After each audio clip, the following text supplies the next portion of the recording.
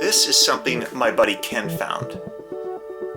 Looks like a violin case or a viola, but it's not.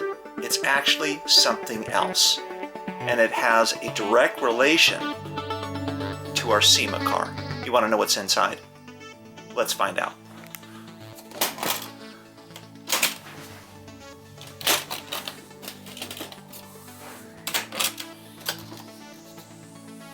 Yeah, like I'm even going to show you what's inside there. No way. It is so cool, so ridiculous, so beyond belief. You're just going to have to wait and see. But let's go to the Petersen instead.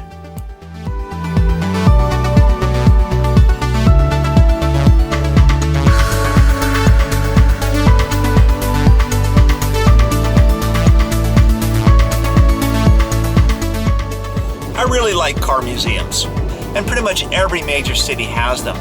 The neat thing about living in Southern California is we probably have a dozen.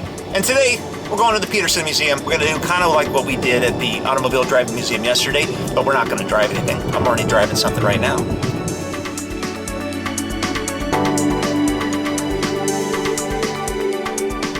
Now, I've been a car designer pretty much my whole life. And I've been very fortunate. I've worked on hundreds of movies, probably thousands of commercials. But as an industrial designer and a car designer, you learn to be able to understand ergonomics and proportions in a way that I've never really found with any other type of design. And I love going to these museums and looking at these cars and seeing how things have changed over the years, because cars, just face it, cars back in the 30s were enormous. Museums are set up so that people can enjoy history and appreciate, the things that people have gone through to create success. If you're in school and you're designing, you're studying to become a car designer, get your ass into a museum and look at what people have done and appreciate and be grateful that you get to participate in such incredible, rich history.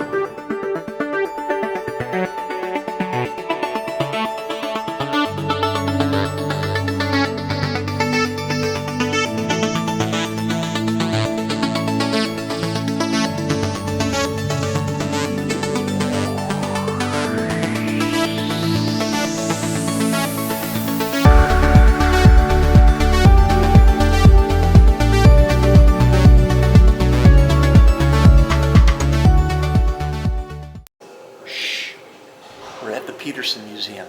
This is my buddy Andy, and he is an expert, aren't you? I don't know about an expert in cars. How about that?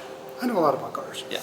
We're at the Petersen. We're taking a look at cars from 1900 to 1910, and we found one, which is actually the same car that was at the Automobile Driving Museum, but it's green. What color is yellow? I think it's red. Yeah, I have to double check. Okay, so this is a replica of the Benz, just like the one at the Automobile Driving Museum, only it's green.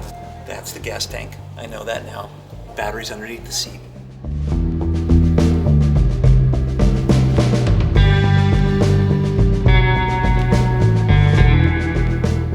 So that's old, but that It's really old. First self-propelled vehicle, 1769, steam-powered from France. Did you know that? Did you know that the first car, it's not really a car, it's kind of like a train, but it's a car because it's self-propelled, 1760. And it's huge. Look at the size. That's like older than the car I'm driving right now. Wow. All right, this car is from 1900. It's a Smith runabout. First cars built in LA. Really? This is the first car? One of the first. Wow. It went 25 miles an hour. A whopping 25. Look at the roads it's on. You How many wouldn't want to go faster. How many horsepower is this thing? 5. 5 horsepower. Rocket. It's the oldest surviving car in LA. Apparently, yes. Apparently, so you know for sure. I don't know. You're the expert. I wasn't there. But I've been told this is the oldest surviving car. This right here is where they would tie horses to, and then the horse would pull. Horse pulled it out of the mud, or when the motor died. So you ended up in the mud a lot. I'm pretty sure you did. Look at this.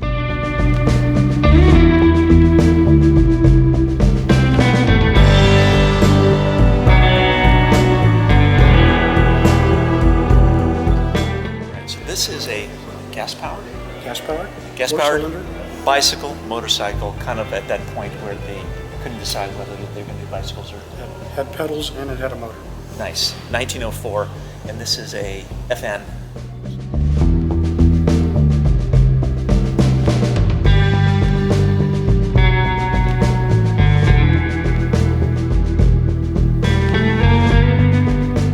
So, 35 miles an hour. Yep.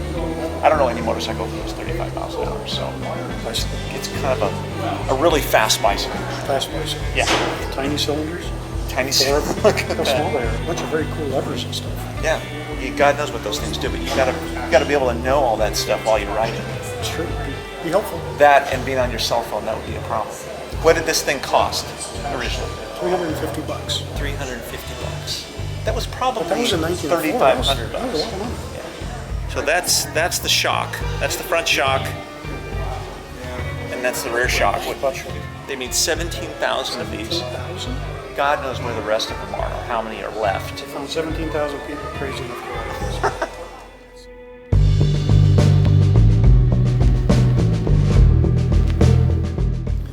1905 engine. Look how tiny this is. Dinky. There's not even a place to put the squirrel.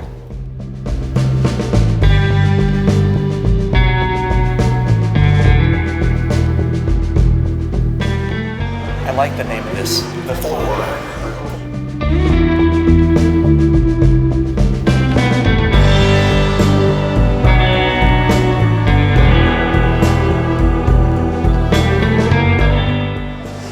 All right, we were just mentioning that people used to race these bikes, and that's nuts.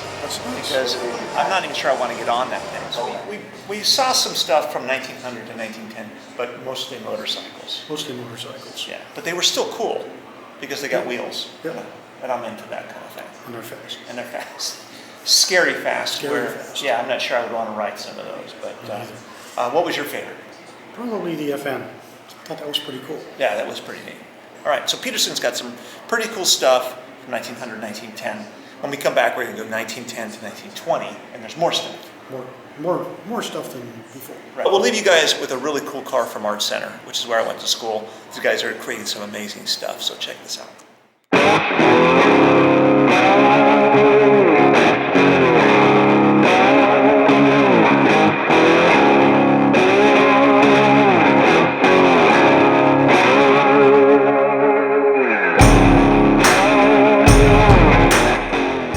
That was very cool. Just give you guys a little bit of taste from the Petersen as to the kind of vehicles that they have there. If you're into that era, 1900, 1910, we're going to head over to a different museum next time coming up. I think it's going to be the Murphy Museum in Oxnard, but until then, we're going to drive some cool stuff, do some other things.